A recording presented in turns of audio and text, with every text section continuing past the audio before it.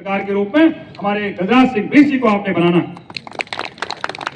आज धामी जी के नेतृत्व में ये जो हमारा क्षेत्र था, ये नित नए विकास के आयाम को रच रहा है। हम देख रहे हैं जो हल्द्वानी में कभी नहीं हुआ वो आज हो रहा है।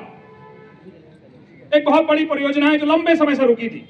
अभी मैंने सुना कि कोई कह रहे थे कि हमने जमरानी बांध के लिए काम शुरू किया, हस्ताक्षर अभियान चलाया, लेकिन आपकी इतने साल सरकार रही, आपके एक बड़े नेता तो जल संसाधन के केंद्रीय मंत्री रहे, तब क्यों नहीं जमरानी बांध बना भाई?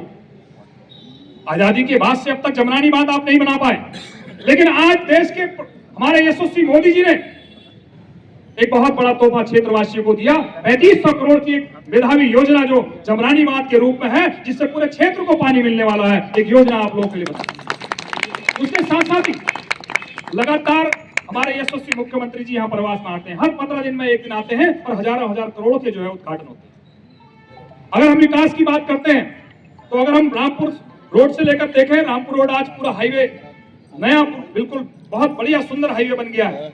और यदि हम लाल कुआं की तरफ को देखते हैं तो जाएं तो ऐसा लगता है जैसे हम मेट्रो सिटी दिल्ली में पहुंच गए। इसके साथ साथ ही यदि हम देखें, आज सारे लाल डाट का चौराहा से लेकर के सारे चौराहे चौड़े किए जा रहे हैं और एक बहुत बड़ा आयोजन राष्ट्रीय खेल इस उत्तराखंड में हो रहे हैं। कैसी आपकी विजय है देखिए, जिसको सबसे पिछड़ा और छोटा प्रदेश समझा जाता था, वहां आज इतने बड़े राज्यों में से राष्ट्रीय खेल कराने का सौभाग्य मिल रहा है। कुछ दिनों में राष्ट्रीय खेल यहाँ प्रारंभ होंगे, मोदी जी यहाँ आकर के उसका उद्घाटन करने वाले। एक खेल विश्वविद्यालय आपके बीच में बनने जा रहा है।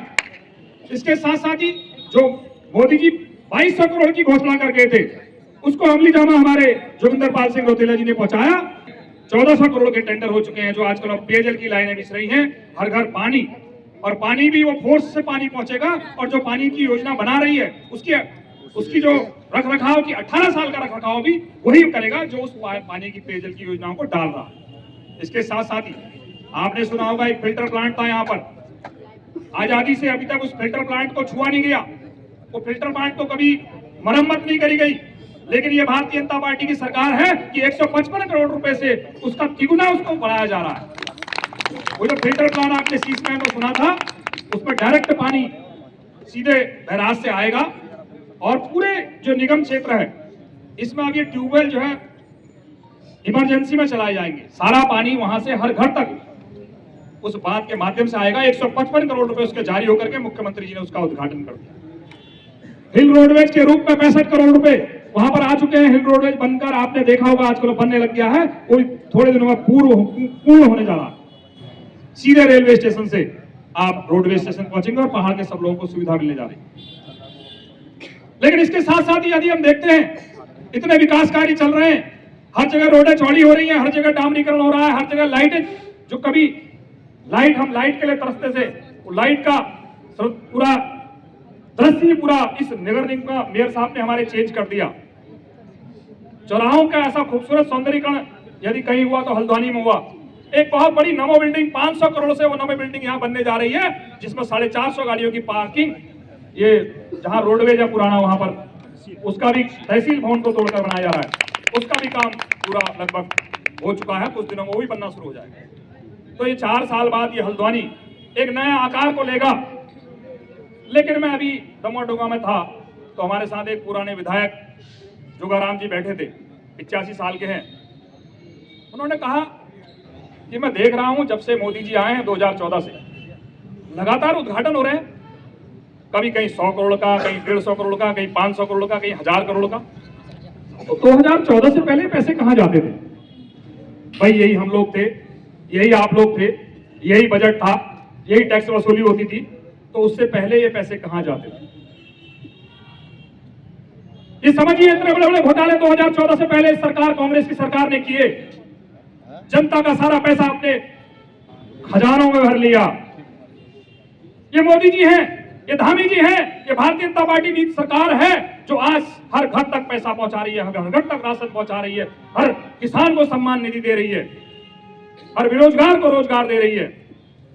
और ऐसे आपने सुना होगा पहले भर्तियों में भी लगातार घोटाले होते थे, लेकिन एक कठोर नकल अध्यादेश बनाने का काम भी हमारे धामी जी ने किया ताकि सुशासन की ओर को बढ़ सके। मेरा ये कहना है कि आगामी 23 तारीख को आपने मतदान करना है, लेकिन आपको सोच समझ के करना है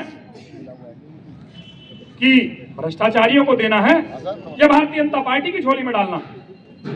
ये निर्णय आपका अपना निर्णय होगा, क्योंकि ये आगामी दिशा को तय करेगा।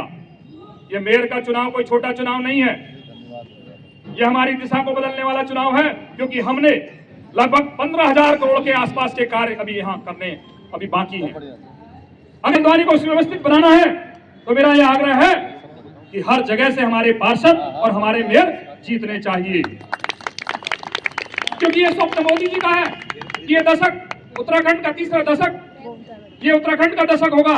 ये मोदी जी का स्वप्न है, ये धामी जी का स्वप्न है। चूंकि अभी मुख्य वक्ता के रूप में आदरणीय गजराज जी हमारे समक्ष हैं और आप लोगों ने सुनना है, मेरा क्या है कि जो छोटी छोटी चीजों को भूलते हुए हम एक बड़ी लकीर पर काम कर रहे हैं कि हल्द्वानी का विस्तार कैसे हो, ये हल्द्वानी का विकास कैसे हो।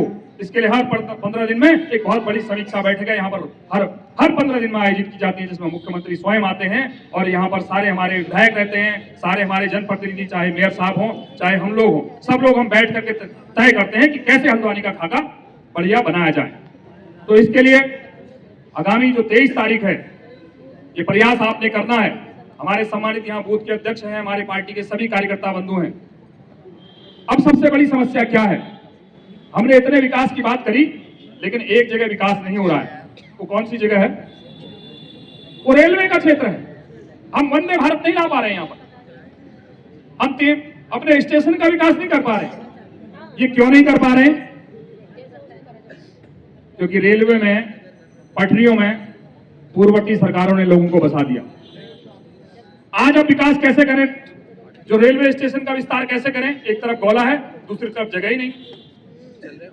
तो जो विस्तार रुका है, उस विस्तार को गति देने का भी काम 23 तारीख को आपने करना है। और एक बहुत बड़ा महत्वपूर्ण विषय है कि हम लोग अपने घरों से जिस दिन मतदान होता है निकलते नहीं। मेरा यह आग्रह है कि हमने उस चीजों को बदलना है, उस रूढ़िवादिता को बदलना है कि हम लोग मतदान नहीं करते। हमें 70% मतदान करना है, क्योंकि हमने अपने अधिकारों के लिए यदि लड़ना है, हमने अपनी नई पीढ़ी को अधिकार दिलाना है, तो हमें 70 से 80% तक मतदान करना होगा। हर घर में जगाना होगा, हर लोगों को हाथ पकड़ के आगे बढ़ाना होगा। ये कहना होगा कि ये लड़ाई हमारे आने वाली पीढ़ी की लड़ाई है, ये हमारी लड़ाई। इसलिए मेरा सभी कार्यकर्ताओं से, सभी भाइयों से, सभी बहनों से यह आग्रह है कि इस बार का मतदान जो हम कहते हैं कि हमारे क्षेत्रों में, क्षेत्र शब्द कह रहा हूं कि हम लोग तो 50% करते हैं, हम 40% करते हैं, तो ये कितना होना चाहिए? एक बार जोर से बोलेंगे, कितना होना चाहिए? 80% भी कम करें। हाँ, 100% तो नहीं कर पाएंगे। कितना करेंगे? 90%। तो एक बार सभी लोग हाथ उठाकर जो 90% वाले हैं बोलेंगे भारत माता की जय, भारत माता की जय।